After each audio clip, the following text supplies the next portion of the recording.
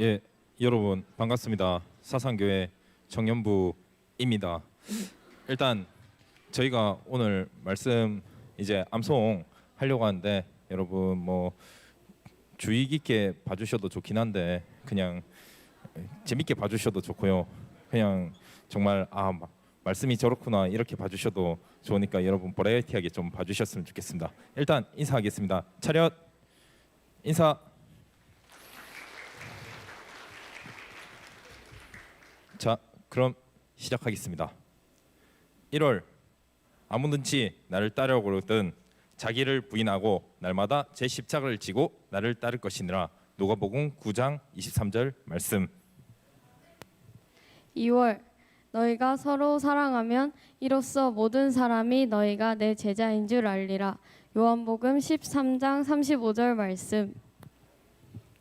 3월 말씀하시되 나를 따라오라 내가 너희를 사람을 낳는 어부가 되게 하리라 하시니. 마태복음 4장 19절 말씀. 4월 너희 중에 누구든지 으뜸이 되고자 하는 자는 모든 사람의 종이 되어야 하리라. 마가복음 10장 44절 말씀. 5월 자녀들아 주 안에서 너희 부모에게 순종하라. 이것이 옳으니라. 내 아버지와 어머니를 공경하라. 이것은 약속이 있는 첫 계명이니 이로써 내가 잘되고 땅에서 장수하리라. 또 아비들아 너희 자녀를 노엽게 하지 말고 오직 주의 교훈과 훈계로 양육하라. 에베소서 6장 1절부터 4절 말씀. 6월 나는 포도나무요 너희는 가지라. 그가 내 안에 내가 그 안에 거하면 사람이 열매를 많이 맺나니 나를 떠나서는 너희가 아무것도 할 수 없음이라. 요한복음 15장 5절 말씀. 7월 충성된 사자는 그를 보낸 이에게 마치 추수하는 날의 얼음 냉수 같아서 능히 그 주인의 마음을 시원하게 하느니라. 잠언 25장 13절 말씀. 8월 너희는 세상의 소금이니 소금이 만일 그 맛을 잃으면 무엇으로 짜게 하리요. 후에는 아무 쓸데없어 다만 밖에 버려져 사람에게 밟힐 뿐이니라. 마태복음 5장 13절 말씀. 9월 너희는 빛이라 너희는 세상의 빛이라 산 위에 있는 동네가 숨겨지지 못할 것이요. 마태복음 5장 14절 말씀. 10월 그러므로 너희는 가서 모든 민족을 제자로 삼아 아버지와 아들과 성령의 이름으로 세례를 베풀고 내가 너희에게 분부한 모든 것을 가르쳐 지키게 하라. 볼지어다 내가 세상 끝날까지 너희와 항상 함께 있으리라 하시니라. 마태복음 28장 19절에서 20절 말씀. 아멘.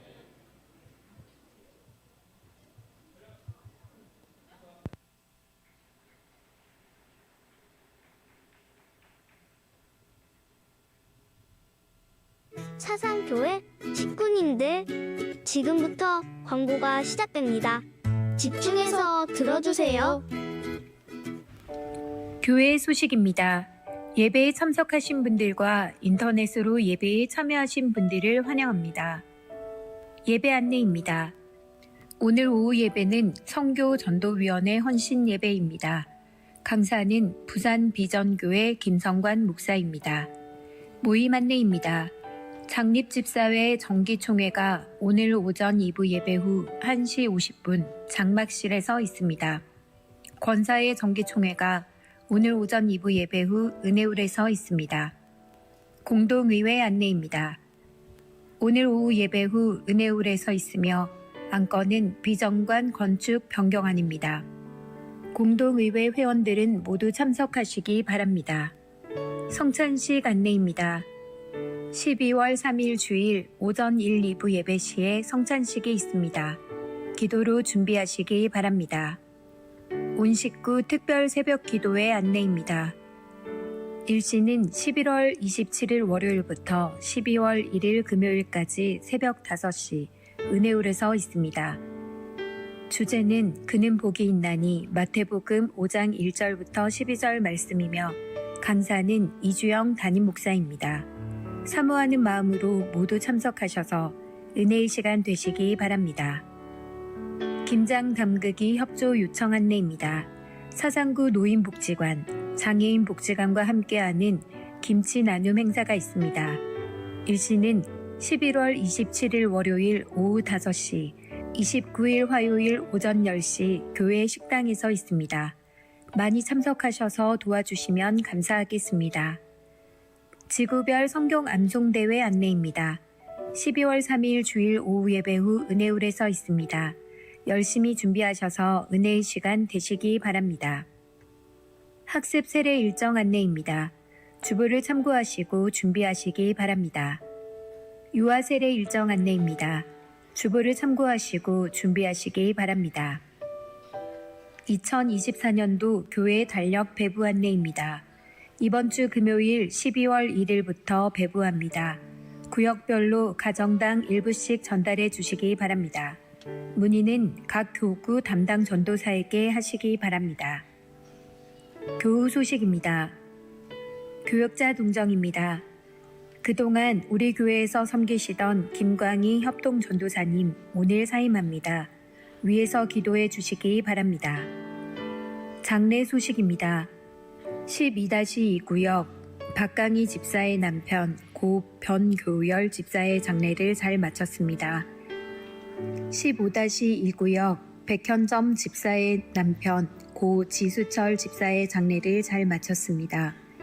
12-2구역 고 박순자 은퇴권사 소천하셨습니다. 위로 예배는 오늘 오후 2시 출발할 예정입니다. 천국 환송 예배는 27일 월요일 오전 6시 30분에 출발할 예정입니다. 빈소는 한중 프라임 장례식장입니다. 슬픔을 당한 가정들을 위해 기도해 주시고 위로해 주시기 바랍니다. 출산 소식입니다. 14-3구역 김상규 성도, 포억린 성도의 등려를 축하합니다. 믿음 안에서 건강하게 잘 자라나도록 기도해 주시기 바랍니다. 이사 소식입니다. 5-5구역 류기련 집사, 김성일 권사 덕포동으로 이사하였습니다. 교계 소식입니다. 부산 서부노회 남전도회 연합회 정기총회가 12월 2일 토요일 오후 6시 은혜로 교회에서 있습니다. VIP 새가족을 환영합니다. 지난 주일 등록하신 새가족입니다. 새가족을 진심으로 환영해 주시고 위에서 기도해 주시기 바랍니다. 사상교회 식구님들, 예배에 집중할 수 있도록 지금 각자의 휴대폰을 점검하셔서 전원을 꺼주시거나 진동으로 설정해 주시기 바랍니다. 이 시간 경건한 마음과 몸가짐으로 하나님께서 기뻐 받으시는 예배 되도록 최선을 다하시고 하나님께 드리는 예배와 선포되는 말씀을 통해 큰 은혜 받으시기 바랍니다. 할렐루야. 이 자리에 나오신 우리 사상교회 여러분을 축복합니다. 우리 옆 사람에게 이렇게 한번 고백하였으면 좋겠습니다. 사랑합니다. 좀 꺼리시는 분이 있으신 것 같은데 이렇게 말한다고 우리 옆 사람이랑 사귀는 거 아니니까 한 번 더 편안하게 고백하였으면 좋겠습니다. 이번에 이렇게 고백하였으면 좋겠습니다. 사랑해요. 네, 우리에게 이렇게 매일 사랑 고백을 하고 계시는 주님을 찬양하기 전에 우리 자리에 일어나셔서 사도신경함으로 나아가시겠습니다. 나는 전능하신 아버지 하나님 천지의 창조주를 믿습니다. 나는 그의 유일하신 아들 우리 주 예수 그리스도를 믿습니다. 그는 성령으로 잉태되어 동정령 마리아에게서 나시고 본디오 빌라도에게 고난을 받아 십자가에 못 박혀 죽으시고 장사된 지 4일 만에 죽은 자 가운데서 다시 살아나셨으며 하늘에 오르시어 전능하신 아버지 하나님 우편에 앉아 계시다가 거기로부터 살아있는 자와 죽은 자를 심판하러 오십니다. 나는 성령을 믿으며 거룩한 공교회와 성도의 교제와 죄를 용서받는 것과 몸의 부활과 영생을 믿습니다. 아멘. 우리 시간 주님 앞에 나아가셔서 찬양하시겠습니다. 우리 함께 박수 치면서 찬양했으면 좋겠습니다. 우리 사상교회와 이 사상 땅과 그리고 대한민국을 넘어 전 세계가 주님의 약속하신 말씀을 따라가길 바라면서 우리 찬양하시겠습니다. 주님 약속하신 말씀 위에서 주님 약속하신 말씀 위에서 영원토록 주를 찬양하리라.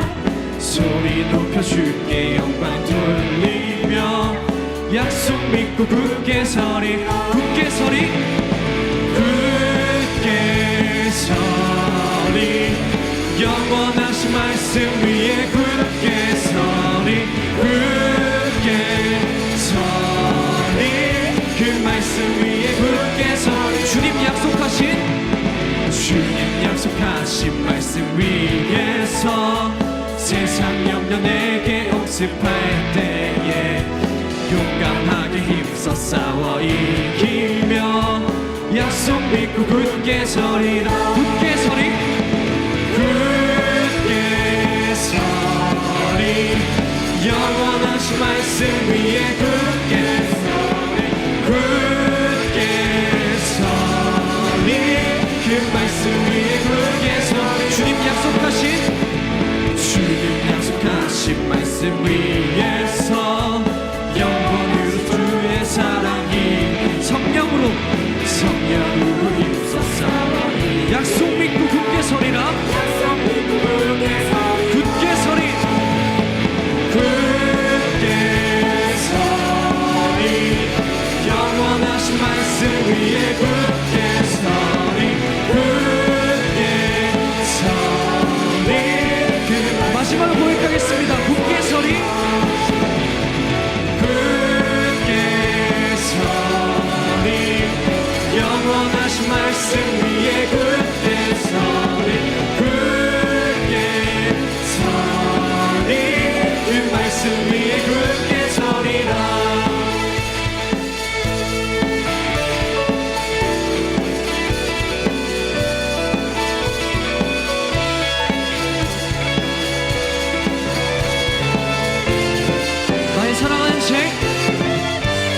나의 사랑하는 책 비록 헤어졌으나 어머니의 무릎 위에 앉아서 재미있게 듣던 말 그때 일을 지금도 내가 잊지 않고 귀하고 귀하다 귀하고 귀하다 우리 어머니가 들려주시던 재미있게 듣던 말이 책 중에 있으니 이 성령심이 살아 옛날 용맹스럽던 다니엘의 경험과 유대 임금 다윗 왕의 역사와 주의 선지 엘리야 바람 타고 하늘에 올라가던 일을 기억하네 예수 세상 계실 때 많은 고난 당하고 십자가에 달려 죽임 당하니 어머니가 읽으며 눈물 많이 흘린 것 지금까지 내가 귀하고 귀하다 귀하고 귀하다 우리 어머니가 들려주시던 재미있게 듣던 말이 책 중에 있으니 이 성령심이 우리 박수 치면서 나아가겠습니다.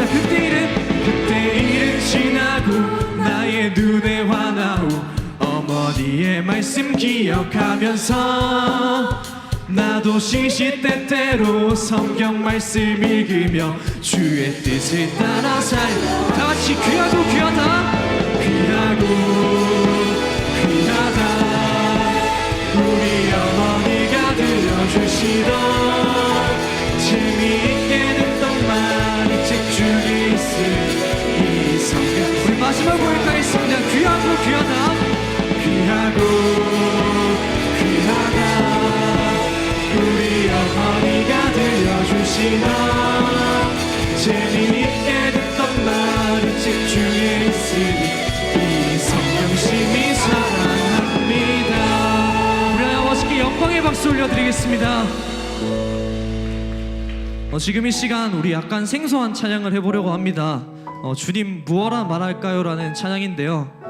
이 시간 우리 고등부 친구들이 했던 고백을 함께 하셨으면 좋겠어서 이 찬양을 해보려고 합니다. 우리 고등부 친구들이 이렇게 고백했습니다.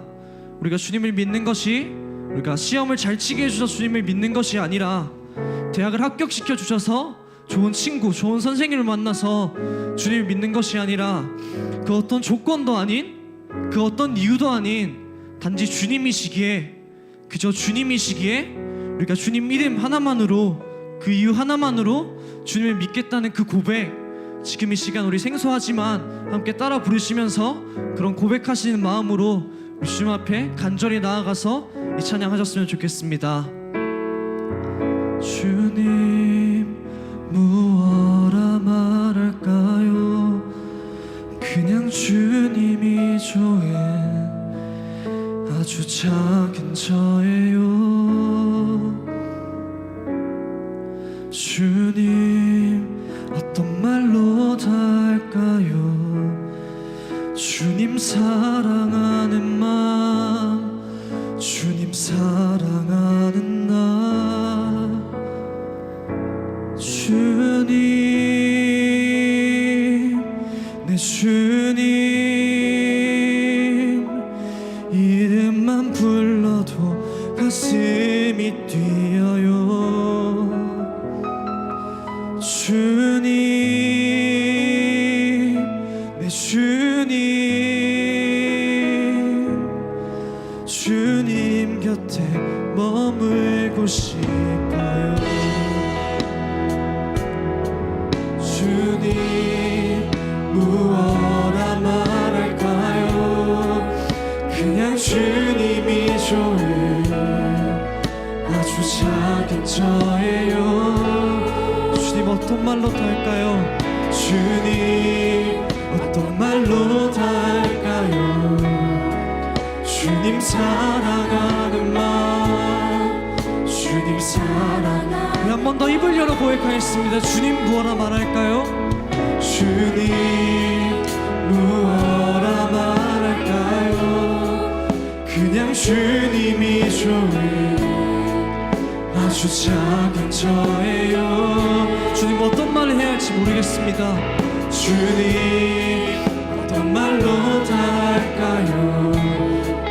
주님 사랑하는 마음, 주님 사랑하는 나, 주님 나의 주님, 주님 내 주님 이름만 불러도 가슴이 뛰어요. 주님, 내 주님, 주님 곁에 머물, 주님 내 주님, 주님, 내 주님 이름만 불러도 가슴이 뛰어요. 주님, 나의 주님, 내 주님, 주님 곁에 머물고 싶습니다. 주님 곁에 머물고 싶어요.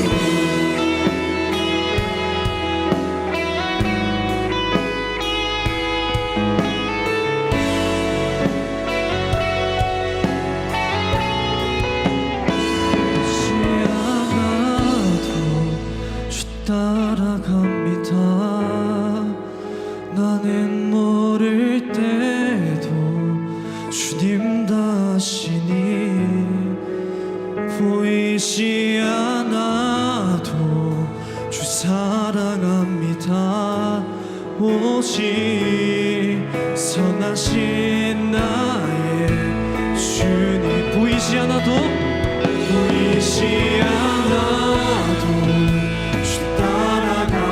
나는 모를 때도, 나는 모를 때 주님은 다 아십니다. 주님 다 아시니 보이지 않아도 주 사랑합니다. 오직 선하신 나의 진심을 담아서 보이지 않아도 주님만을 따라가겠습니다. 나는 모를 때도 주님 다 아시니 보이지 않아도 주 사랑합니다. 오직 선하신 나의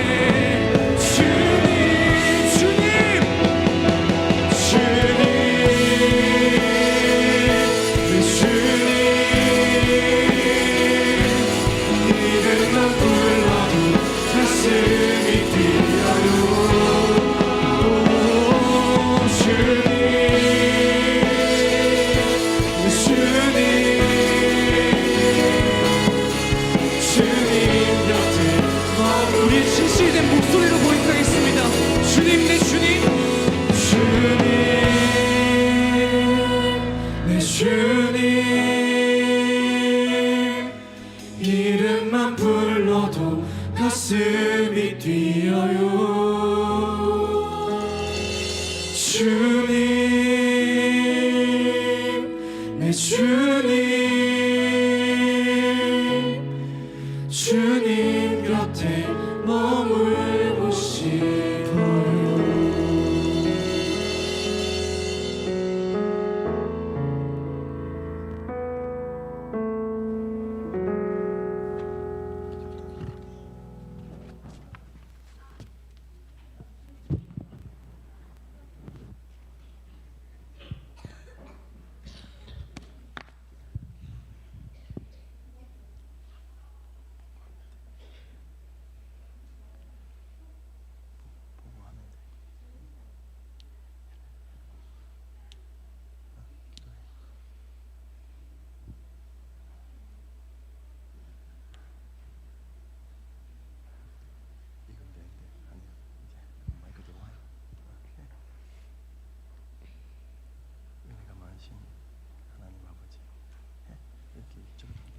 은혜가 많으신 하나님 아버지, 아침에 일찍 일어나 이 자리에 모여 다 같이 예배 드릴 수 있게 해주셔서 감사합니다.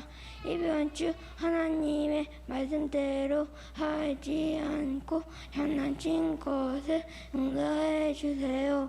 하나님 아버지, 교회가 하나님의 은혜로 헌정할 수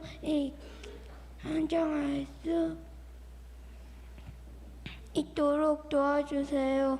저희가 지금 비정관 건축을 하고 있습니다. 비정관이 잘 지어질 수 있도록 하나님의 은혜로 도와주세요. 스토리텔링 하시는 목사님과 담임 목사님이 하나님의 말씀을 잘 전달할 수 있도록 도와주세요. 함께 계신 예수님의 이름으로 기도드립니다. 아멘.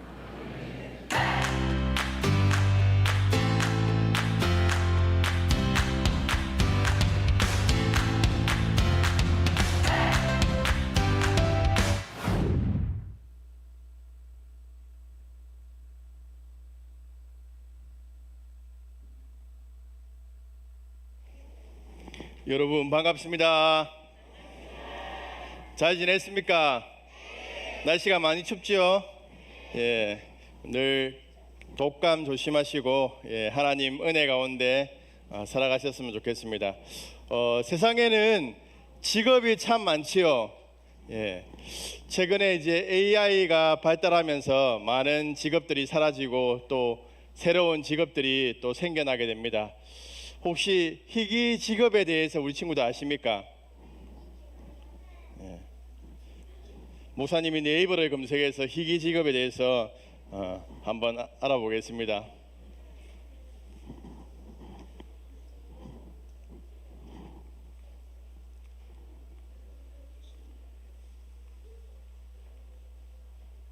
예.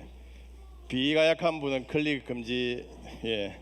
어떤 직업이길래 이런 문구가 나올까요?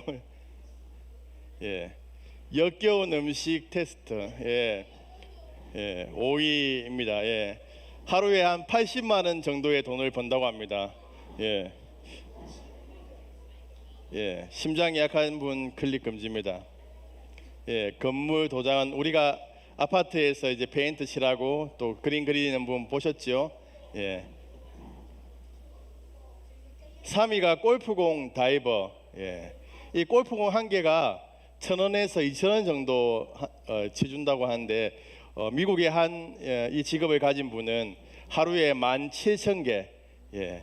그래서 그렇게 구해서 14년 동안 170억 원을 벌었다고 합니다. 네.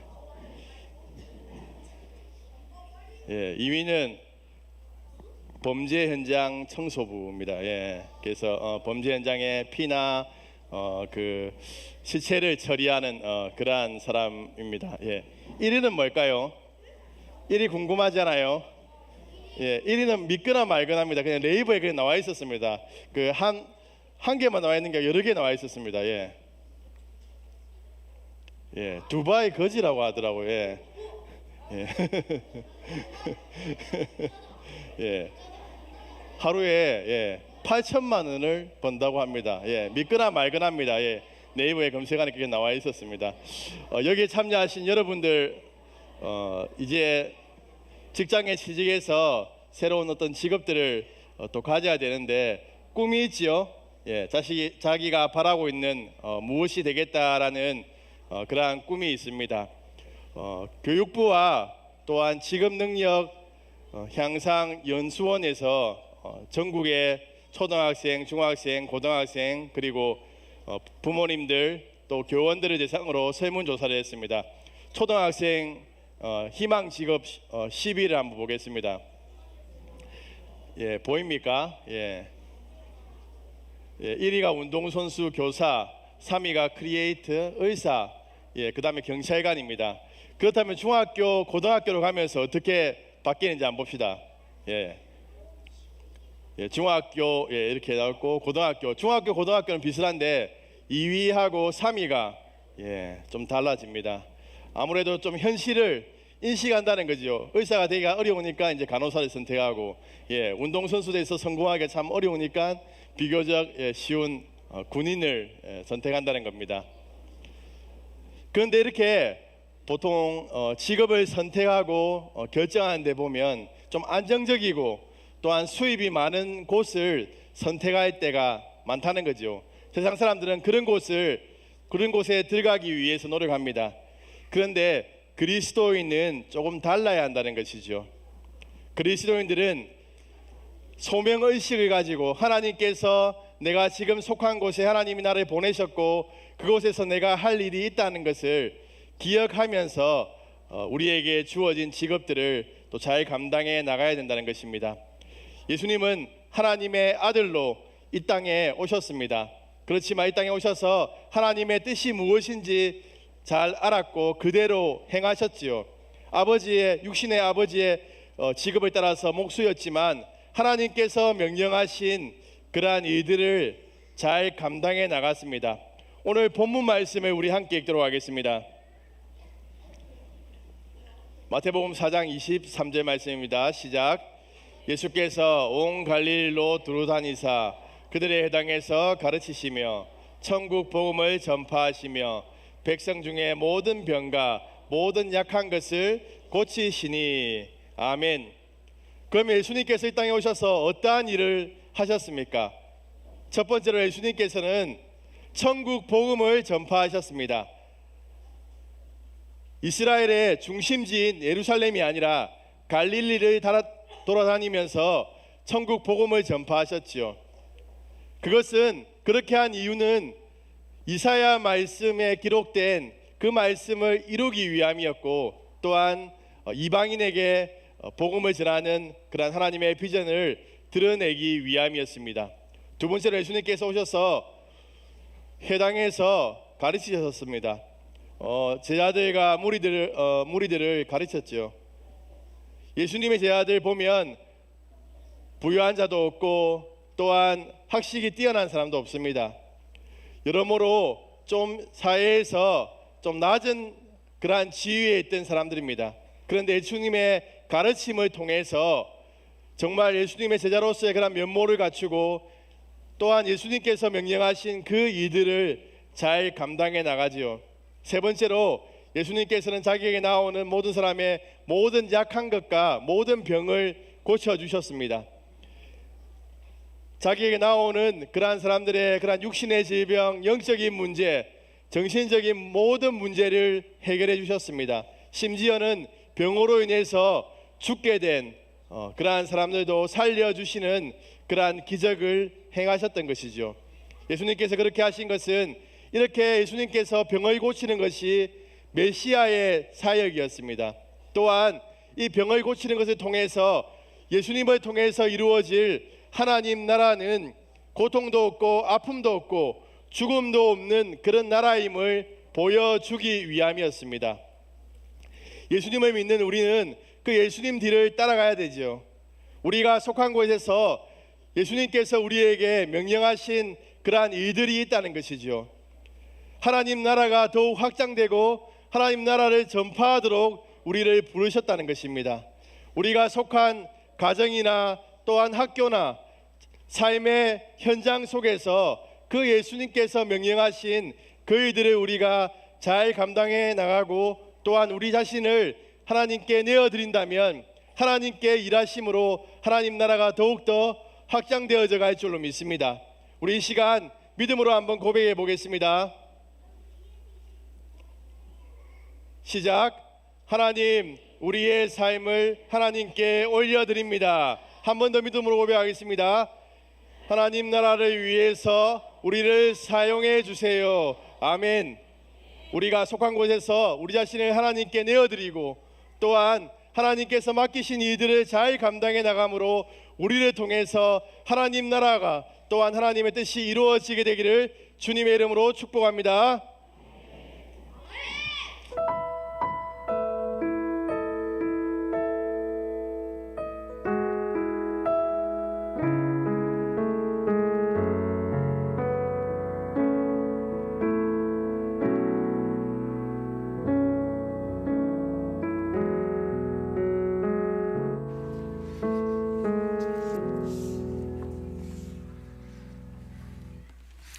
하나님께 우리가 드린 헌금을 하나님께 올려드리겠습니다. 다 같이 손 모으고 함께 기도하겠습니다. 사랑의 하나님, 오늘도 살아계셔서 온 세상 만물을 다 섭리하시며 우리의 지난 한 주간의 모든 삶도 지키시고 진리로 인도해 주셔서 감사를 드립니다. 이 시간 저희들이 준비된 헌금을 하나님께 드립니다. 주정헌금과 11조와 감사와 선교와 장학과 건축과 여러 제목으로 하나님 앞에 드리오니 이 헌금을 받아 주옵시고 축복하여 주옵시고 이 헌금이 가는 곳곳마다 하나님의 영광이 드러날 수 있도록 하여 주시옵소서. 우리 사랑하는 모든 교회 식구들 그 심령이 늘 날마다 강하여져 가고 그리고 그의 모든 삶에 필요한 것들 우리 하나님께서 다 채워주시기를 간절히 바라옵고 원합니다. 특별히 병으로 고생하고 있는 사랑하는 우리 식구들 속히 회복하게 해주시고 치료하여 주시옵소서. 우리 어린 식구들 어릴 때부터 주님이 주시는 그 꿈을 가지고 하나님의 사람, 성령의 사람, 기도의 사람이 될 수 있도록 함께하여 주시옵소서. 예수 그리스도의 이름으로 기도합니다. 아멘. 자, 이제 오늘 11월 마지막 주이다 되죠? 마지막 주일 오늘 11월 성경 암송 다 함께 하도록 하겠습니다. 11월 성경 암송 자, 하겠습니다. 시작. 디모데후서 2장 2절 말씀. 또 내가 많은 증인 앞에서 내게 들은 바를 충성된 사람들에게 부탁하라. 그들이 또 다른 사람들을 가르칠 수 있으리라. 디모데후서 2장 2절 말씀. 아멘. 자, 유치부 자 일어나시고 초등 1, 2부 자리에서 일어나시기 바랍니다. 예, 자, 손 모으고 목사님이 축복 기도할 때 아멘을 받기 바랍니다. 손 모으고 네.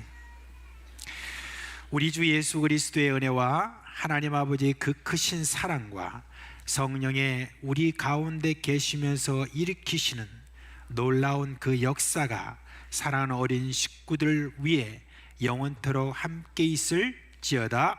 아멘. 이 시간 사랑하는 자녀들 나갈 때에 마음껏 축복하며 보내주도록 하겠습니다. 초등부 먼저 태장하도록 하겠습니다. 주님 너를 항상 인도하시리. 메마른 땅에서도 너를 만족시키리. 너를 위해 동산 같겠고 마르지 않는 새 밭들이.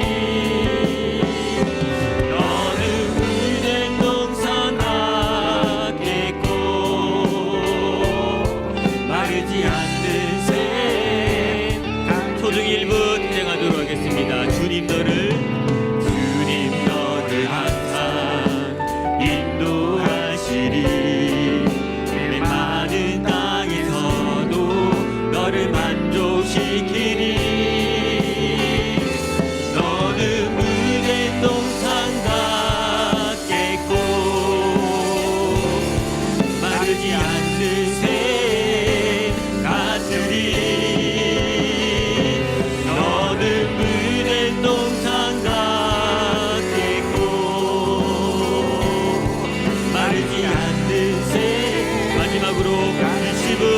기도하도록 하겠습니다. 주님 너를 항상 인도하시리. 내 마른 땅에서도 너를 만족시키리. 너는 물된 동산 같겠고 마르지 않는 새 같으리. 너는 물된 동산 같겠고 마르지 않는 새 같으리.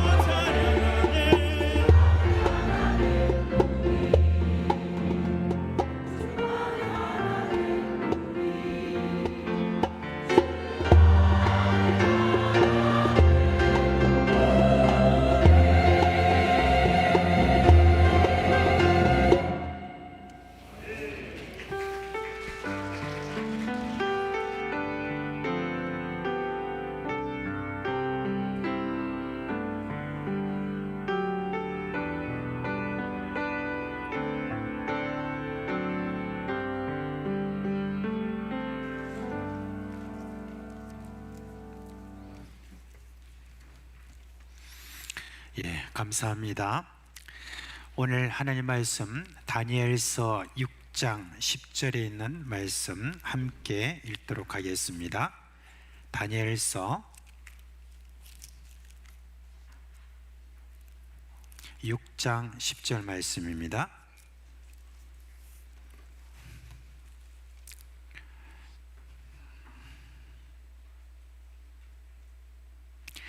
다 같이 읽겠습니다. 다니엘이 이 조서에 왕의 도장이 찍힌 것을 알고도 자기 집에 돌아가서는 윗방에 올라가 예루살렘으로 향한 창문을 열고 전에 하던 대로 하루 3번씩 무릎을 꿇고 기도하며 그의 하나님께 감사하였더라. 아멘. 우리 성경에 나오는 그런 인물 중에 참 흠을 찾기 힘든 그런 몇 사람이 있죠. 근데 그 중에서도 단연으뜸이 되는 사람이라고 하면 바로 이 다니엘이라는 사람입니다.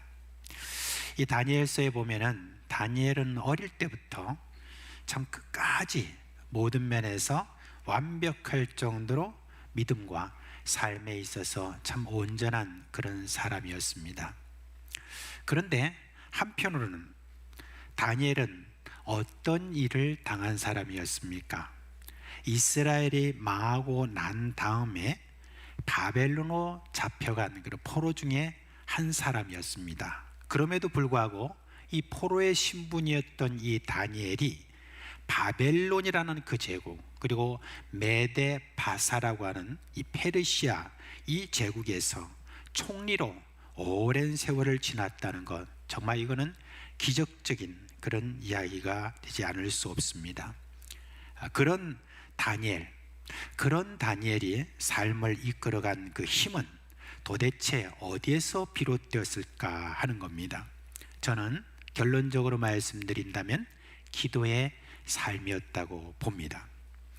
기도가 다니엘에게는 어떤 의미였는지 그런 부분에 대해서 살펴서 여러분께 말씀을 좀 드리려고 합니다.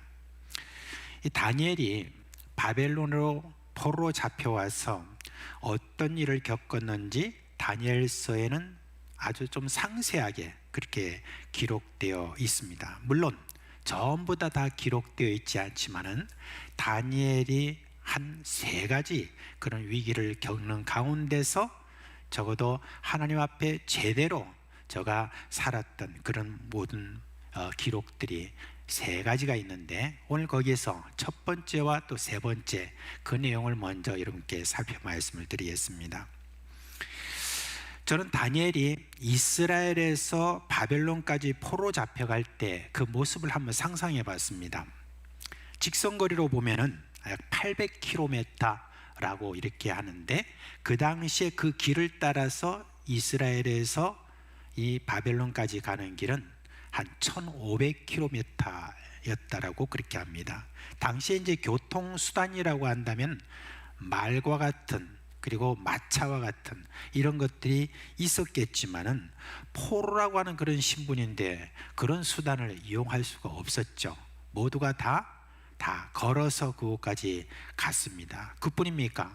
포로라는 사람들은 잡혀가는 사람이기 때문에 언제 거기서 이탈할지 모르고 도망갈지 모르니까 뭔가 아주 단단한 것으로 묶여서 그렇게 바벨론까지 잡혀갔다는 것을 우리가 알 수가 있습니다. 그렇다고 뭐 먹는 것 제대로 주나요? 마시는 것 제대로 주나요? 그런 모든 것들에 있어서 얼마나 참 많이 부족했겠습니까? 그리고 뭐 신발이나 있었겠습니까? 많은 경우 그 시절에는 포로로 잡혀오다가 중간에 건강의 문제로 인해서 죽거나 아니면 다치거나 그런 일들, 병이 나는 그런 일들, 이런 일들이 참 허다했다라고 그렇게 이야기를 합니다. 적어도 한 달 이상 그렇게 고생해서 드디어 바벨론의 수도인 바빌로니아 그쪽에 이제 도착을 하게 되었습니다. 자, 이제 포로로 잡혀온 그 포로들의 눈에 과연 당시에 바벨론이 어떠했을까 하는 그겁니다. 지금은 이라크에 흔적만 남아있지만 그 당시의 유적을 보면 당시의 바벨론은 아주 웅장하고 화려했다라고 그렇게 합니다. 여러분, 바벨론의 남긴 유적 중에서 가장 유명한 것이라고 하면은 공중정원이라고 하는 것이 있습니다. 마치 공중에 무슨 정원을 꾸며놓은 것처럼 그렇게 화려했다고 하는데, 계단식으로 이렇게 만들어가지고 지금도 그걸 참 제대로 꾸며놓기가 너무너무 어려운 그런 정도로 화려한 그런 공중정원을 이렇게 만들었다고 합니다. 그뿐입니까? 거리에 놓여진 그런 돌길들, 그리고 집집마다 물이 들어갈 수 있는 수로를 놓았다. 그리고 또 목욕탕을 비롯한 공공장소가 얼마나 그 당시에 거대했는지, 지나가는 모든 사람들의 그 옷차림이라든지 이런 모든 것들을 포로들이 보았을 때 얼마나 여러분 놀랐겠습니까? 저 총구석인 그 이스라엘의 예루살렘에서는 상상도 못한 그런 광경이 포로 잡혀온 그 소년들의 눈앞에 펼쳐지고 있습니다. 그러니까 그 소년들에게 이 바벨론이라는 이 나라 그 지금 광경이 어떻게 느꼈을까요? 나름대로는 이 소년들은 똑똑하다고 그렇게 했으니까 판단력이 좀 빨랐을 것 같습니다. 이스라엘이 그렇게 힘없이 멸망당하는 모습을 보면서 여러분 얼마나 저들이 기가 죽었겠습니까? 이스라엘 하면 하나님의 은혜를 받은 나라, 제사장 나라, 온 세상을 다스리라는 그런 약속을 받은 그 나라로서 자신들이 지금 처한 상황은 너무나 비참한 그런 현실입니다. 이제 손에 쇠고랑을 차고 그 멀고 먼 그 바빌로니아 그곳으로 잡혀갈 때 이 소년들은 그 육체적인 고통도 있었겠지만 정신적인 고통도 아마 심했을 것으로 보입니다. 그러면서 이제 서서히 애굽 시민이 뭐 이스라엘인이 하는 그런 말보다는 물 한 모금이나 아니면 빵 한 조각이 저들에게 더 필요했을 것입니다. 이제 사막을 지나고 오아시스를 지나고 도시를 지날 때마다 이들이 서서히 그 귀에 들려오는 이야기가 있었습니다. 바빌로니아에 가서 순종만 잘하면 출세할 수 있다라고 하는 이야기입니다. 그랬어요. 당시 이 바빌로니아는 순수 혈통이 아니라 할지라도 다른 민족 중에 뛰어난 그런 사람은 얼마든지 출세할 수 있는 그런 길을 열어놓았습니다. 그렇게 해서 이미 출세한 사람들에 대한 이야기가 주변 나라에 막 퍼져 있었기 때문에 소년들 가운데 조금씩 그런 꿈이 생겨나기 시작했습니다. 야, 잘만 하면 바빌로니아에 가서 출세할 수도 있겠다. 이왕 이렇게 된 바에야 한번 출세해보자.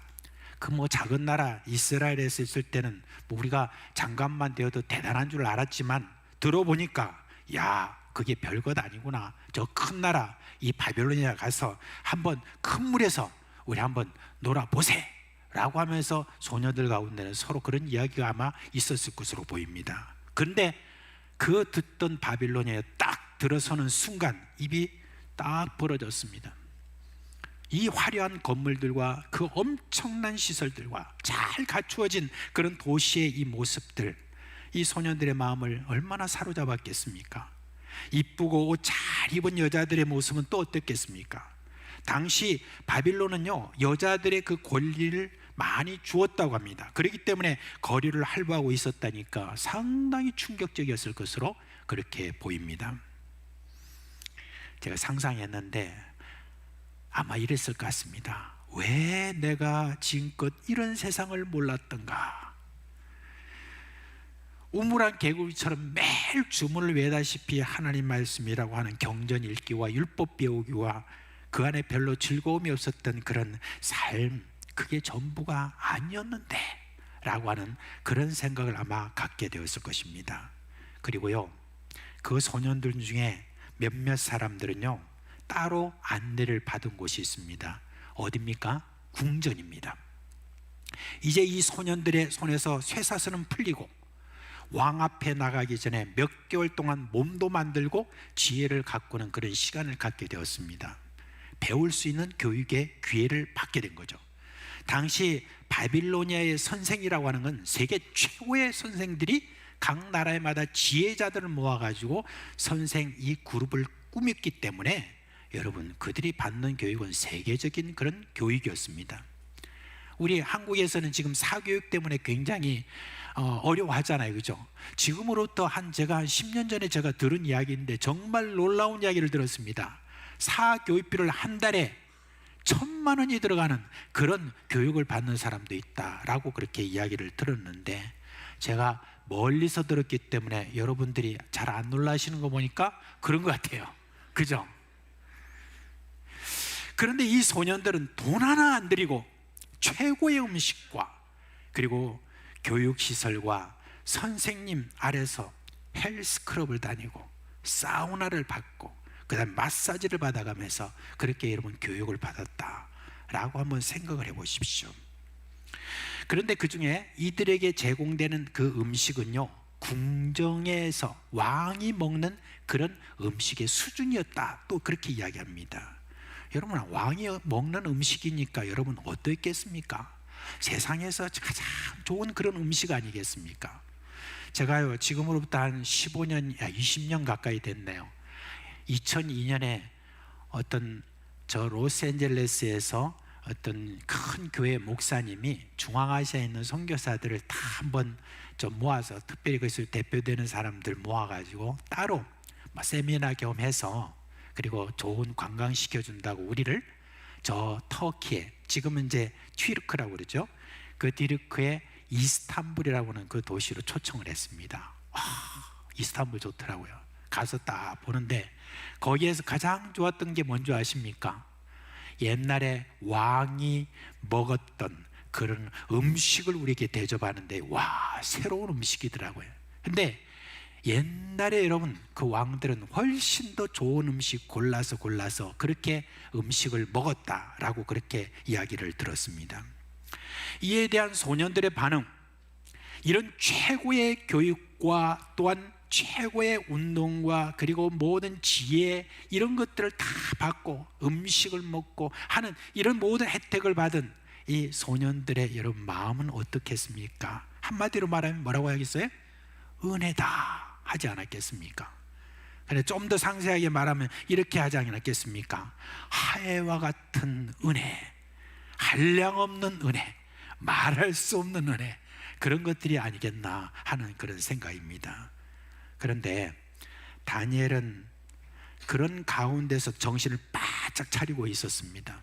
많은 소년들이 그 혜택에 황홀해하고 다 이렇게 감격하고 있을 때, 그래도 다니엘은 딱 정신 바짝 차리고 그 중에서 자신이 받을 것은 취하지만 받지 못할 것이 무엇인지를 저가 알게 되었습니다. 그게 뭐냐면은 딱 한 가지 저에게 눈에 들어온 거는 왕이 먹는 음식, 그건 내가 먹지 말아야 되겠다 하는 그런 생각을 하게 되었습니다. 왜냐하면 그 음식은 우상에게 바친 음식이기 때문에요. 왕은 자기가 음식을 먹기 전에, 왕이 모든 먹는 음식들은 다 우상에게 먼저 다 드려지고 거기에서 물려낸 그 음식이 바로 이 왕이 먹는 음식이었기 때문에, 그것을 보고 우상에게 바친 그 음식은 나는 먹지 않기로 결심을 한다 라고 해서 그 뜻을 딱 정하고 자기를 관리하는 그런 지금 관리자에게 이것을 뜻을 전했습니다. 그 뜻을 전하자 삽시간에 그 소년들 안에 이야기가 전해졌고, 그 중에서 한 세 소년이 다니엘과 뜻을 같이 하고, 그리고 그 이후부터 4명이 딱 똘똘 뭉쳐가지고 우리는 왕의 궁중에서 나오는 그 음식을 먹지 않고 채소와 다른 것으로 저희들에게 주십시오 라고 그렇게 했다고 합니다. 그렇게 여러분 뜻을 정하고 간다는 거, 이거 정말 여러분 어렵습니다. 우리가 이 땅에 살아가면서 하나님의 백성으로서 할 것, 하지 말아야 될 것, 그걸 여러분 어떻게 구분하겠습니까? 또한 그렇게 구분한다고 해도 하지 말아야 될 것을 하지 않는 그런 결심을 여러분 어떻게 하겠습니까? 불이익을 받는 것이 여러분 뻔한데 어떻게 하겠습니까? 다니엘이 여러분 이렇게 지금 자신이 태도를 취함으로 말미암아 다른 소년들에 비해서 밑빔을 주며 받지 않겠습니까? 그리고 그를 관리하던 그 사람들이 여차하면 저를 얼마든지 내쫓을 수 있고, 그리고 포로, 그리고 노예 신세로 갈 수도 있지 않겠습니까? 그와 같은 분별을 하고 결단을 할 수 있는 그런 다니엘의 여러분 그 마음이 어디서 왔을까요? 저는 그렇게 생각했습니다. 뭔가 이 다니엘에게는 분명히 어떤 삶에 뭐가 있었다. 그것을 저는 다니엘서 6장 10절 이 말씀에서 찾았습니다. 다니엘이 전에 하던 대로라고 기도했다. 전에 하던 대로 기도했다라고 하는 겁니다. 왕이 음식을 먹지 않기로 결단한 그때도 사실은 그러했다는 겁니다. 기도의 삶이 있었기 때문에 다니엘은 해야 될 것과 하지 말아야 될 것에 대해서, 또 먹어야 될 것과 먹지 말아야 될 것에 대해서 분별할 수 있었고, 또 먹지 않겠다는 그런 결단을 저가 할 수가 있었다는 그런 담대함을 가질 수 있었다는 것입니다. 오늘 이 본문의 배경이 되는 것입니다. 다니엘을 시기하던 자들은 다니엘을 꺾을 수 있는 유일한 길이 그의 기도를 멈추게 하는 것으로 생각하고 왕에게 금신상을 세워 모든 일이 절하도록 그렇게 하였습니다. 그런데 다니엘은 그 사실을 알고 있으면서도 전에 하던 대로 하루 3번 무릎을 꿇고 기도했다라고 그렇게 말했습니다. 여러분, 이와 같은 기도의 삶은 사람으로 하여금 분별력을 갖게 한 겁니다. 그리고 어떤 불유익이 와도 그에 굴하지 않는 힘을 얻게 되었다는 그런 말인 겁니다. 지난 10월 달에 마지막 주에 우리는 종교개혁 기념주의를 가졌죠. 근데 500몇 년 전에 있었던 그 종교개혁의 불꽃을 일으켰던 그 루터는 정말 당시로서는 정말 어려운 결단을 해야 됐었습니다. 이 사람은 당시에 신부였어요. 그리고 신학 교수였습니다.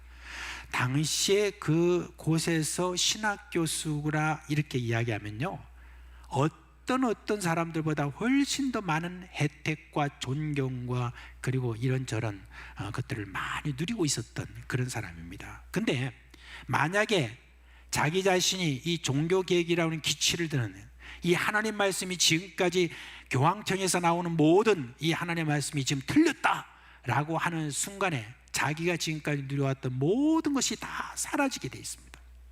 이제부터는 자기 목숨이 위태하게 되는 그와 같은 형편이 될 것입니다. 그럼에도 불구하고 루터가 그 가운데 결단을 하고 이 종교계의 횃불을 제가 들 수 있었던 그건 어디서 왔느냐 하는 것에 대해서 여러분, 루터가 기록한 여러 모든 책들과 기록들을 보면 거기에 나타나 있습니다. 그 중에 가장 핵심적인 게 뭐냐, 이렇게 말했습니다. 나는 바쁘기 때문에 기도한다, 그런 말을 했습니다. 그리고 마귀는 쉬지 않는데 내가 어떻게 기도를 쉬겠느냐 라고 그렇게 말했다고 합니다. 그가 그와 같은 분별력을 가지고 그리고 결단을 할 수 있었던 그 뒷배경에는 뭐가 있느냐, 바로 이와 같이 하나님을 향하여 늘 전에 하던 대로와 같은 그런 기도의 삶이 있었기 때문에 그런 것입니다. 이 다니엘이 하루에 3번 기도했다고 하는데 3번의 그 기도가 필요한 것은 아마 아침, 점심, 저녁 그런 게 아닐까 하는 생각입니다. 여러분, 3번의 그 기도, 뭐 꼭 3번이라고 이렇게 말할 수 없고, 저 이슬람교에 가면 뭐 5번도 하고 어떤 분은 10번도 하고 뭐 또 그럴 수 있습니다. 그런데 인간에게는 게으른 습성이 있기 때문에 여러분, 이렇게 자기 자신이 시간을 정하고 그렇게 기도하지 않으면 계속 기도한다는 게 참 어렵습니다. 쉬지 않고 기도하는 사람은요, 반드시 정한 시간에 기도하는 그런 습관을 가지고 있습니다. 이 다니엘의 기도에서 한 가지 또 하는 우리가 발견할 수 있는 게 있어요. 오늘 이 본문의 마지막 부분에 감사하였더라라는 그 말씀이 거기에 나옵니다. 여러분, 지금 이 절체절명의 시간에 저가 감사할 게 뭐가 있겠습니까? 울고불고 그렇게 기도하는 것으로 하나님께 맞춰야 되지 않겠습니까? 지금 다니엘의 적들은 왕에게 왕 자신도 꼼짝할 수 없는 조서를 쓰고 도장을 찍게 만들었습니다. 그러나 이 법안이 만들어질 때 이미 다니엘은 이 음모의 희생자가 자신이라는 것을 다 알고 있었습니다. 그리고 또 한 가지 생각할 것은, 왕은 이걸 알고 있었을까요? 그냥 멍청하게 모르고 그냥 도장을 찍어줬을까요? 저는 아니라고 생각합니다. 왕도 분명히 이게 무엇이라고 하는 것을 알고 있었을 것으로 생각합니다. 그런데 왕이 왜 이 조서에 도장을 여러분 찍었을까 하는 겁니다. 여러분, 살다 보니까 알게 된 게 뭐냐면 정치가 그렇습니다. 정치라는 게 그래요. 아무리 왕이라고 할지라도 어떠한 대의 앞에서는 어쩔 수 없는 그런 형편이 있습니다. 당시에 이 법안을 올렸던 사람들이 누구냐면 총리 몇몇 사람이었습니다. 그 총리 몇몇 사람들 그냥 총리로 생각하면 안 됩니다. 그냥 왕의 부하로 생각하면 안 됩니다. 나름대로 자기의 세력을 갖고 있었던 사람이에요. 이 세력을 갖고 있었던 이 사람들이 만약에 들고 일어나면 왕도 어쩔 수 없는 그 같은 정치적인 셈법이 그 안에 있었다는 말입니다. 그래서 이 왕이 이 부분에 대해서 대충 알고 있었지만 어떻게 하겠습니까? 다니엘을 그 총리들 중에서 최고의 자리로 올리고 싶은 어떤 그 마음을 가졌던 자기 자신이 잘못이다라고 원통하는 그런 마음을 저가 가지고 있었을 것입니다. 포로로 잡혀온 그 다니엘, 정통 어떤 이 그런 바벨론 민족이 아닌 이 사람을 갖다가 이렇게 제일 윗자리로 이렇게 올리려고 하는 거, 이게 결국은 문제를 낳았구나라고 하는 그런 마음을 가지고 후회했을 수도 있습니다. 자, 그러면 다니엘은 그냥 그 자리에 올랐겠습니까? 다니엘이 그 자리에 올라가기까지 여러 많은 그런 세력들도 다니엘에게 여러분 형성되어 있지 않겠습니까? 그러면 다니엘이 이런 일을 당하면 바로 왕에게 가서 따지고, 아니 왕이요, 어떻게 지금 내가 매일 3번씩 하나님 앞에 기도하고 그 기도를 통하여서 지난 제국에 얼마나 많은 혜택을 내가 주었는데 당신의 지금 제국에도 내가 이렇게 하나님 앞에 기도함으로 말미암아 혜택을 앞으로 많이 줄 수 있는데 어떻게 당신이 그걸 알고도 이렇게 도장을 찍고 이렇게 나를 곤란한 지경으로 만들었습니까? 라고 그렇게 왕에게 가서 따지는 것, 여러분 이게 너무나 자연스러운 일이 아닐까 싶습니다. 그러나 여러분 여기에 대해서 다니엘은 한마디도 왕에게 불평하거나 원망하고 찾아가지도 않았습니다. 딱 저가 한 것은 하나님 앞에 나아가 무릎을 꿇고 기도하며 여기에 보니까 감사하였더라 라고 이렇게 이야기를 하고 있습니다. 여러분 이거는 보통 내공이 아닙니다. 보통 내공이 아니에요. 그럼 이런 내공이 어디서 나왔을까? 이것은 다니엘의 기도 생활 외에는 설명할 길이 없어요. 다니엘은요 분명히 기도하면서 알게 되었습니다. 인간에게 의지하는 것이 얼마나 헛된 것인지를 저는 알고 있었습니다. 기도하는 사람들은 이것을 저절로 알게 됩니다. 그래서 사람을 찾아가기보다는 하나님께 나아가는 것을 택합니다.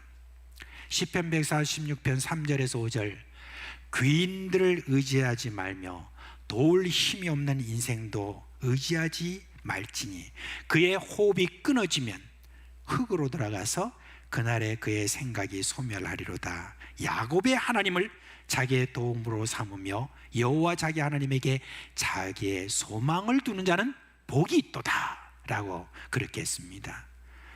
다니엘은 기도하면서 가장 많이 알게 된 게 뭔지 아십니까? 가장 많이 알게 된 것은 하나님 자신에 대한 겁니다. 하나님이 어떠한 분인가를 이 다니엘은 참 많이 알게 되었습니다. 환상을 통해서 또는 꿈을 통해서 저가 하나님의 어떤 분이시를 저가 알게 되었습니다. 그 하나님은 왕 중에 왕이시고 온 우주를 통치하시고 자신의 뜻대로 움직여가는 바로 그런 분이심을 저가 보았습니다.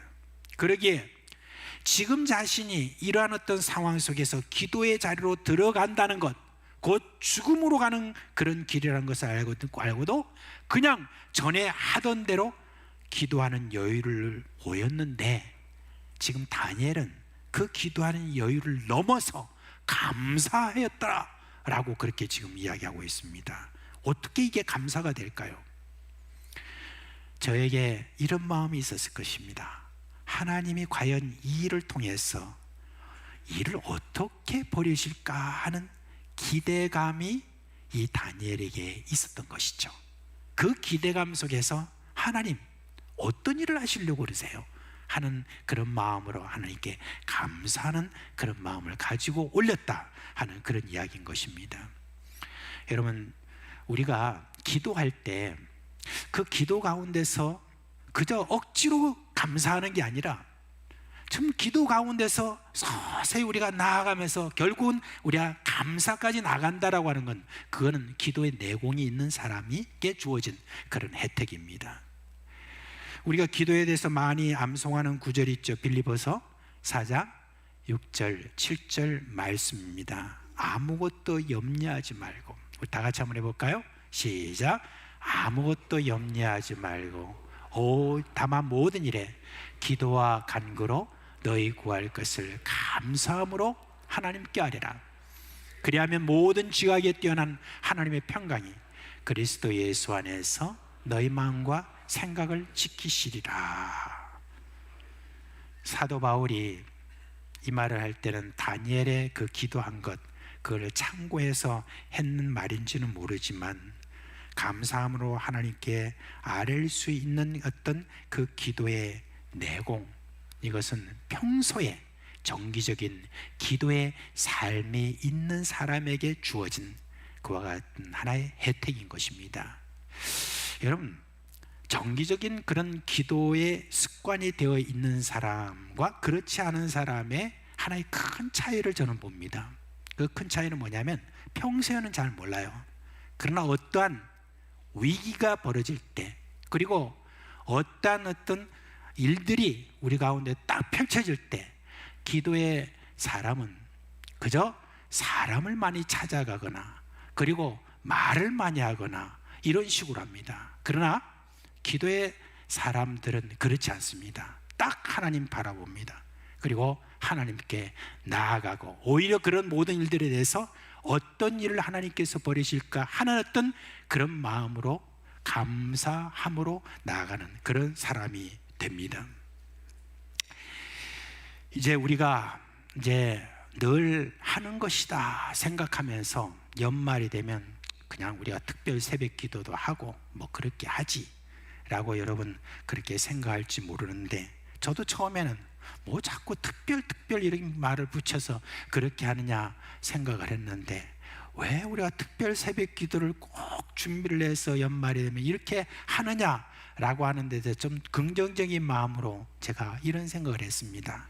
평소에 정기적인 기도의 삶을 좀 가지지 못한 그런 분이 이 특별 새벽 기도를 통해서라도 한번 새벽 기도의 그 맛을 한번 좀 느끼고, 그리고 정기적인 기도에 좀 더 많이 그렇게 동참하고 또 그런 어떤 기도의 삶을 좀 가지게 만드는 그와 같은 그런 일이 우리에게 필요하지 않나 하는 생각으로, 또 내일부터 또 저희들이 한 닷새 동안 이제 특별 새벽 기도의 그런 시간을 여러분 가지려고 그렇게 합니다.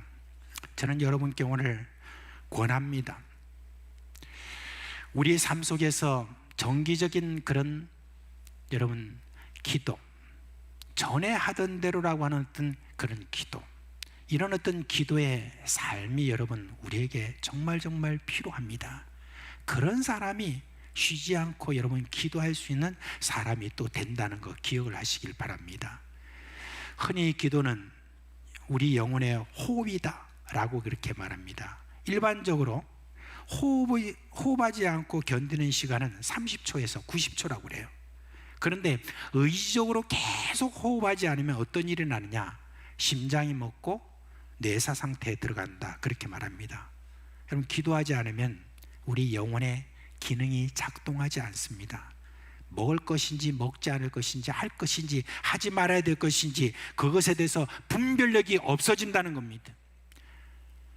심해지면 영혼이 뇌사 상태로 여러분 들어간다는 겁니다.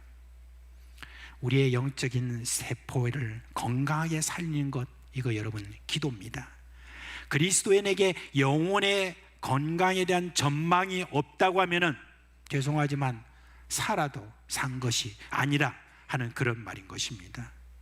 여러분의 삶에 이 전에 하던 대로의 기도에 삶이 있는지 한번 좀 살펴봅시다. 전에 하던 대로 하는 그런 기도의 삶에 별로 중요하게 여기지 않고 있다고 하면 여러분은 죄송하지만 여러분의 지금 영혼은 심히 깊은 병이 들어있다는 그런 이야기인 것입니다.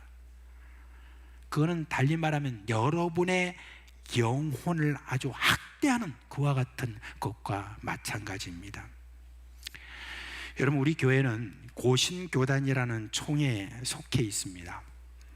고신교단의 그 탄생의 역사와 규칙적인 그런 기도의 생활과는 아주 깊은 관계가 여러분 있다는 걸 알아야 됩니다. 1930년대 일제는 북으로는 저 만주로, 남으로는 동남아시아 각국으로 뻗어나가면서 전쟁을 벌였어요. 근데 전쟁을 잘 수행하기 위해서는 자기들이 일본뿐만 아니라 자기들이 점령한 그런 특별히 이 한반도에 있는 이 사람들도 한 마음이 되도록 하기 위해서 이제는 황제 숭배를 위해서 신사참배라고 하는 그 제도를 두어서 강요를 하게 되었습니다. 그런데 한민족 중에 참 많은 사람들이 따르지 않았는데 특히 이 장로교는 반대가 아주 심했습니다. 따르지 않았습니다. 그래서 이에 일제가 반대의 일선에 선 목사님들과 장로님들을 가두고 이렇게 하면서 교회를 막 위협했습니다. 그러다가 1938년 견디다 못한 이 장로교회 여러 많은 목사님들과 장로님들이 함께 모여가지고 저들이 그 가을 노예 때 뭐라고 했냐면 신사 참배는 우상 숭배가 아니라 국가 의례다 라고 그렇게 하면서 통과시켰습니다. 이에 항의하던 그 분들은 감옥에 들어가기도 하고 고문을 받아 감옥에서 소천했던 그런 분들도 있었습니다. 이분들의 특징이 뭐냐? 다 기도하는 사람이었고, 그리고 이런 것을 따를 수 없는 우상숭배라고 하는 것을 저들이 분명히 분별할 수 있었던 것입니다. 그러나 기도의 삶이 없었던 그런 사람들은 그게 우상숭배라는 것을 부인했고, 알았다고 해도 신사참배를 거절할 용기가 없었던 것입니다.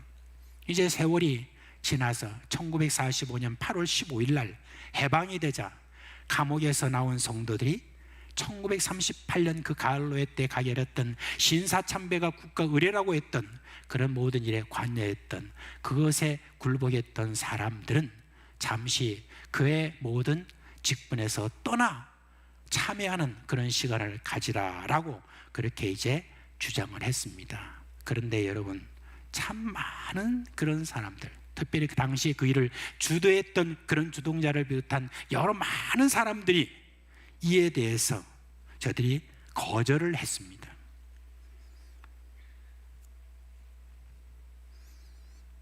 그 의견을 받아들이지 않고 그냥 우리가 그냥 하루 회개하면 되지 뭘 그걸 자꾸 가지고 지금 옛날 일을 가지고 이야기하느냐 라고 하면서 계속해서 거절을 하자 이제 추록 성도들을 오히려 공격하기 시작했습니다. 너희들만 잘났냐? 우리는 교회를 지키기 위해서 우리가 고생한 거 모르냐? 이런 식으로 막 그렇게 하자 아무래도 안 되겠다 하면서 따로 우리가 교단을 만들어야 되겠다 해서 탄생한 교단이 바로 고신교단인 것입니다. 말하자면 고신교단이라는 것은 그런 역사를 품은 그런 교단이에요. 기도하는 교단입니다. 기도하는 가운데서 무엇이 바른지 그른지를 아는 그와 같은 전통을 가진 교단이라는 겁니다.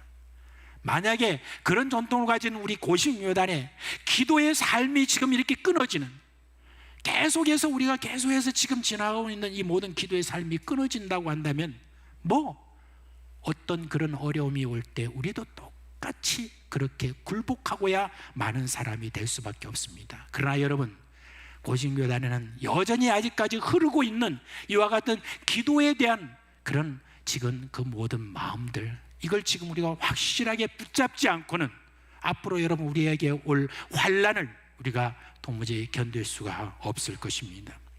죽음을 불사한 기도하는 그런 모든 삶, 이런 삶을 끝까지 이렇게 계속해서 저들이 유지할 수 있었던 것은 바로 전에 하던 대로 늘상 어떤 위기가 와도 그런 기도하면서 분별하고 결단하는 그와 같은 그 전통이 여러분 우리 고신교단에 있었습니다.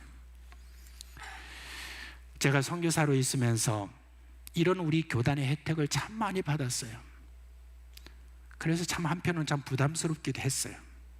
다른 교단 선교사들이 이렇게 말했습니다.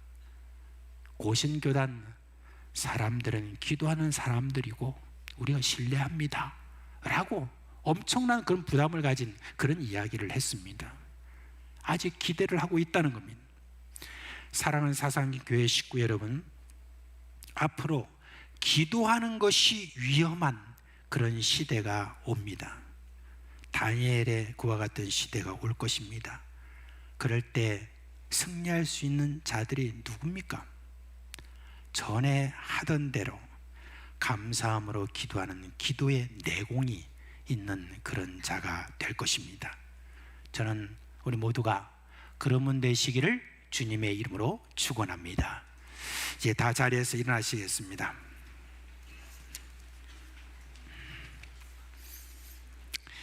예, 우리 오래전에 불렀던 찬송, 오늘 짐을 나서기 전이라는 찬송이 있습니다.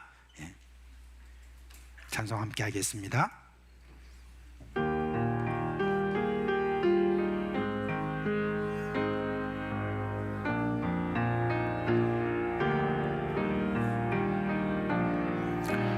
오늘 집을 나서기 전 기도했나요?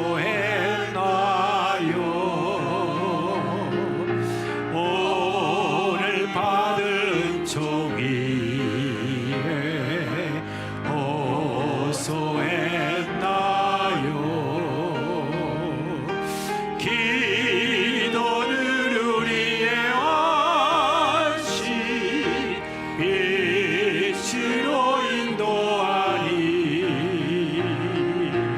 앞이 캄캄할 때 기도 잊지 마시고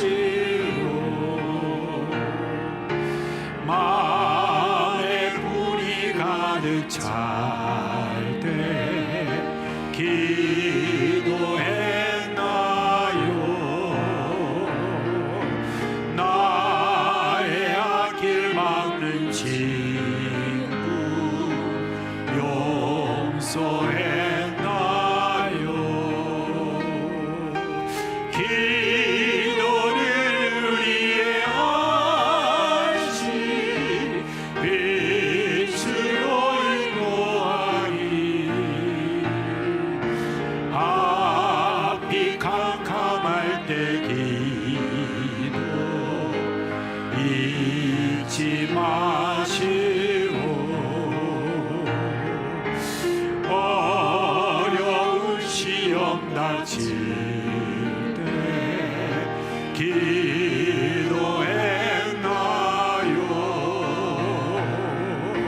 주가 함께 당하시면 능히 이르리. 기도는 우리의 안식 빛으로 인도하니 앞이 캄캄할 때 기도 잊지 마시고 나의 일생 다하고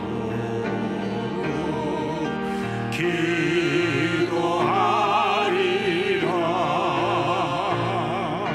주께 맡긴 나의 생애 영원하리라. 기도는 우리의 안식 빛으로 인도하니 앞이 캄캄할 때 기도 잊지 마시오.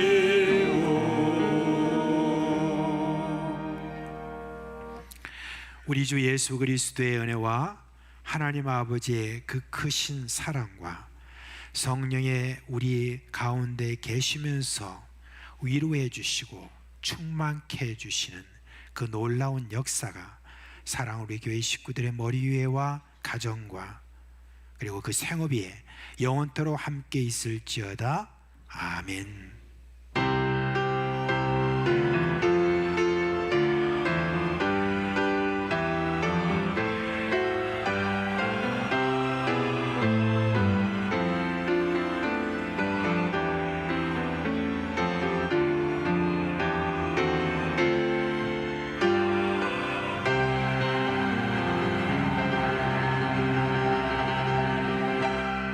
예, 자리에 잠시 앉아 주시기 바랍니다.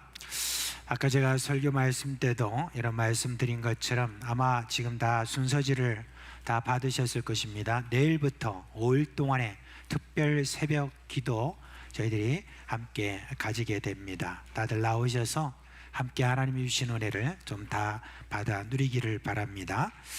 자, 이 시간 우리 백현점 집사님, 우리 남편 지수철 집사님 장례를 마치고 오늘 이렇게 나오셨는데 어디 계세요?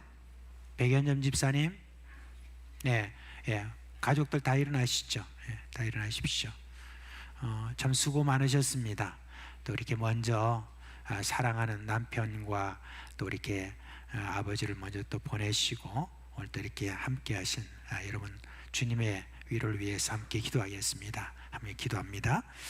하나님 아버지, 우리 하나님께서 인간의 생사 화복을 주관하시는 분임을 믿고 또 우리 지수철 집사님의 장례를 잘 마치고 또 이렇게 오늘 예배에 나온 우리 유족들 주여 주님께서 주시는 그 위로로 충만하게 하여 주시옵소서. 주님의 위로를 받고 다시 힘을 내서 앞으로 믿음 생활 잘할 수 있도록 인도하여 주시옵소서. 예수 그리스도의 이름으로 기도합니다. 아멘. 예, 이제 김장 나눔 위한 그 지금 작업이 좀 우리에게 좀 필요합니다. 이제 우리 사상군에 보면은 장애인 장애인 복지관, 그 다음에 노인 복지관이 있는데 이 복지관에서 이번 연말마다 김장 나눔을 위하여서 이제 함께 교회들이 협력해서 합니다. 그런데 저희 교회도 이번에 상당히 많은 부분을 저희들이 맡게 되었습니다. 한 800포기 정도 되는 많은 거를 저희들이 함께 해야 되니까 내일 오후 5시에 김장 물품이 도착합니다. 그러면 그게 얼마나 많겠습니까? 그래서 우리 남자분들, 우리 형제분들 특별히 오후 5시에 나오셔서 그거를 이제 이 식당으로 좀 옮겨 놓는 겁니다. 그렇게 하는 거니까 금방 아마 많이 오시면 금방 끝낼 거니까 여러분들이 많이 협조를 해 주시길 바라고, 화요일 날 오전 10시부터는 김장 담그는데 이때는 남녀가 다 필요합니다. 그래서 김장 담그는 이 모든 일에 여러분이 나오셔서 함께 그렇게 협조를 해 주시기 바랍니다. 여러분, 이제 우리 김강희 협동전도사님이 이제 그 다문화부의 사역을 마치고 이제 여러분 오늘 여러분께 인사를 좀 드리려고 합니다. 이제 공식적으로 협동전도사님의 그 모든 일을 이제 마치게 됩니다. 어디 계세요? 네, 오세요. 그 동안에 또 은퇴를 하시고도 우리 다문화부 사역을 위해서 또 참 많이 수고하셨는데, 예. 앞으로 여러분 뭐 우리 교회는 계속 나오시고 또 관심을 가지시고 하실 겁니다. 올라오세요. 잘 안 보여요. 뒤에는 더 올라오세요.